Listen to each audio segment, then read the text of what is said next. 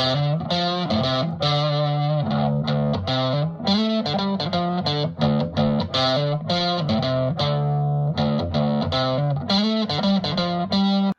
everybody, it's Ed from Six String Supplies. Sincere apologies for the break between videos. Some of you would have seen the community posts from a couple of weeks back explaining that we have not gone AWOL by any means.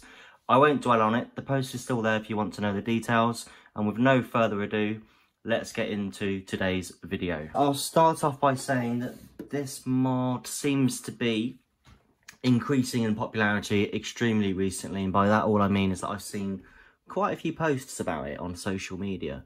I'm personally not convinced, which I will get into. So the mod itself, without blabbering on too much, is the activate treble bleed on a push pull. So you get the best of both worlds. You can have normal pot taper or volume sweep, I guess, in the down position, and then when you activate the push pull pot, the treble bleed is engaged into the circuit as well. So all you need for this mod is a push-pull pot. We're putting this into a Strat, so we're using a 250k and a treble bleed of choice. Now, there's a lot out there about treble bleeds. The one that I've used for the last 4 or 5 years is, I guess, I think it's known as the Seymour Duncan one. It's a very good all-rounder. It's a 0.001 capacitor with a 150k resistor. And it works nicely with, like I say, it's a good all-rounder. So we'll be using that one. What we'll do then, as normal, I'll take you through this step-by-step process of how to wire it. We'll have some diagrams in the corner of the screen as well. But actually, the reason why I'm doing this video, because my personal opinion is that this mod in itself is utterly pointless. For the simple fact that treble bleeds, or volume networks, whatever you want to call them, are a little bit like Marmite. For those of you outside in the UK, Marmite is a food product and their marketing slogan is "you either love it or you hate it." In Australia, they've got Vegemite, and I don't know if there's an equivalent in the States. But for me, treble bleed or volume networks are exactly the same as that. You either love them or you hate them. So I don't know why you'd want to have the option of having something that you potentially don't like on a push-pull pot, for example. Like you either keep it or don't. But the reason why it's very useful to do is, firstly, it will quickly allow you to test between the two, A and B, without having to constantly open up your guitar, put in a treble bleed or take out the treble bleed. You can just use the push-pull pot, and then there and there you'll be able to fairly quickly work out if you like it or not. And then of course you can change value accordingly, and whichever one you prefer. If you like the treble bleed, then keep it in, just put in a normal volume pot. If you don't like it, then put in a normal volume pot and just don't put the capacitor on it. But actually, for me, most importantly, this mod is very, very easy to do. But if you can wire this properly, and more importantly, understand how it works and what's happening on the push-pull pot, then you will be able to, going forward, you should be able to wire push-pull pot at will without even having to look at a diagram. Because for me, this mod explains in the clearest possible terms how a push-pull pot works, which is the real reason why we're doing this video. So obviously we're talking about a volume pot. So the first thing you need to do is, as with any volume pot, we're just going to ground this lug here, the outer one, to ground on the CTS pot. You'll put it onto the casing back there. The rubber tubing is literally just a habit, not necessary at all, but I guess it's easier to see. Next, we're simply going to add 2 jumper wires. So bear in mind this is a CTS pot, so it's got the circuit board with the layout very different to a typical pot. But if you're working on a typical pot, we are putting hole number, we need to connect 1, which is the bottom right, on a typical pot, and we're going to connect that to the output of the volume control, which is the middle lug here. So on a CTS pot, it's just a jumper wire from hole 1 to the output lug there.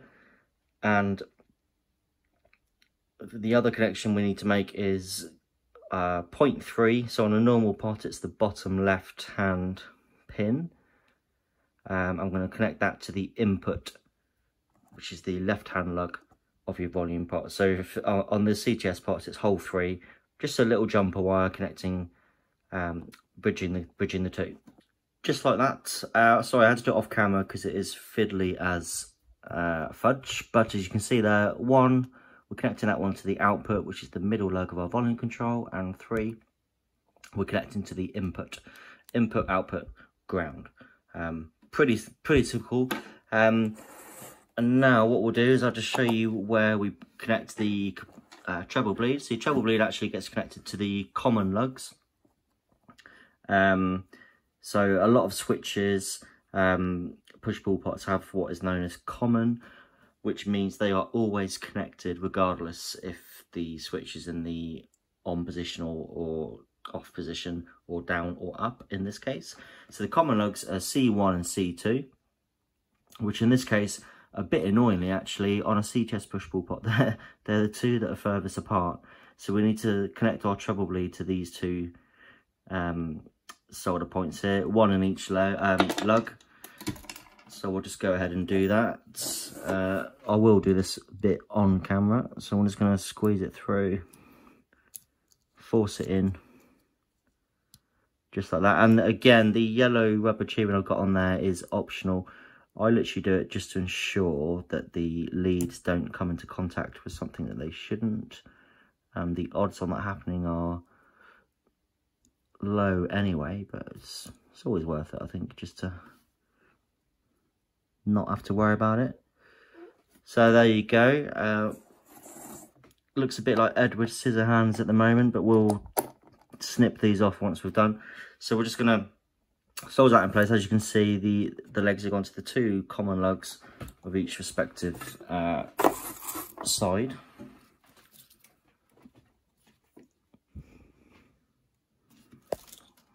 Let's zoom in actually.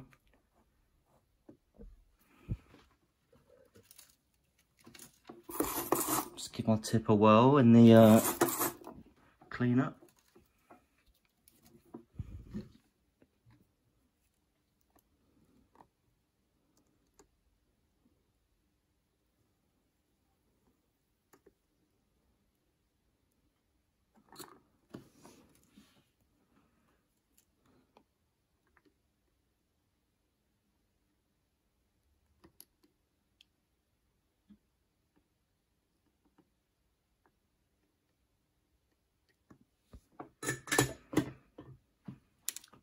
There you go, just like that, and then we'll let it cool without tipping it over, and then we'll just snip these leads off.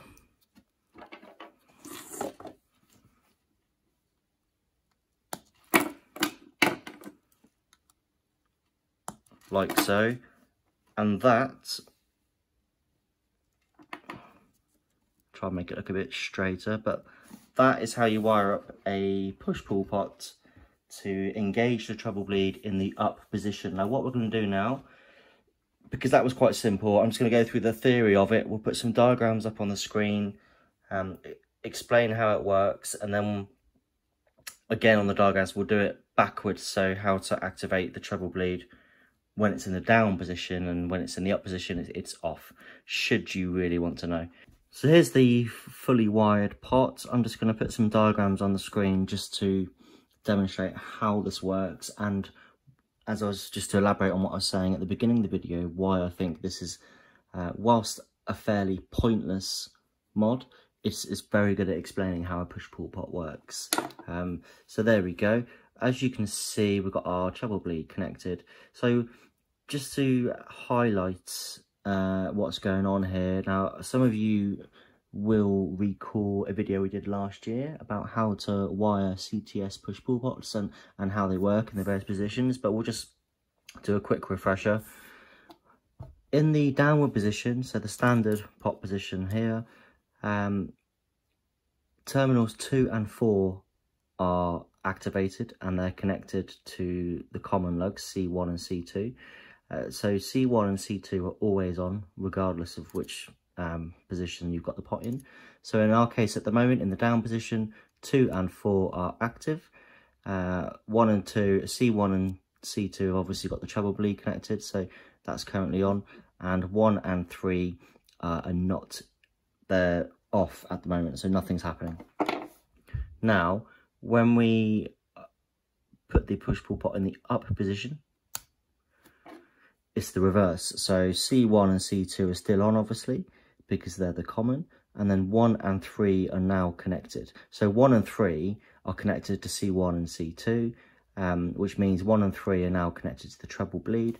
And obviously what we've done, if I just bend that back out of the way, because we've connected 1 and 3 to the input and output respectively on the volume pot there, the treble bleed is now in circuit. Obviously in the down position, 2 and 4, let's bend it there, 2 and 4 are not on at the moment, so they're not in circuit with the input and output. It really is as simple as that. And obviously if you wanted to reverse it so the treble bleed was on in the down position and not in the up position, then you'd simply connect the jumper wires to 2 and 4 as opposed to 1 and 3, which is what we've done. So there you go. I'm just going to put it in the guitar now just to show you. It's all well and good showing you how to wire it, but how do you actually put it in the main circuit? Right, so putting it in is incredibly simple. It's just as any standard volume control. So this is your output from the switch here.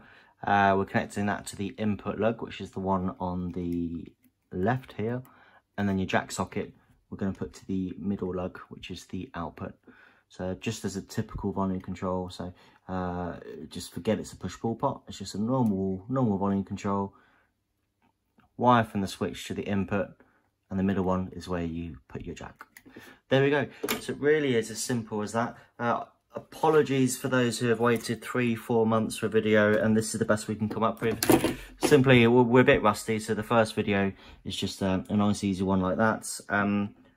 To conclude, a fairly pointless mod on the face of it, but very useful to work out whether or not you actually want a treble bleed, and then you can quickly A/B test.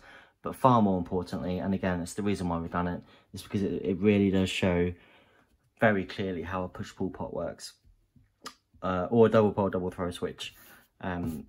So there you go. Our next video has been the most requested video we've had this year. We started recording. It is the Freeway HSS 5B502 switch. So you can see we've got the pick guard here. So we're going to go for single humbucker, and we'll show how to wire that one up as well.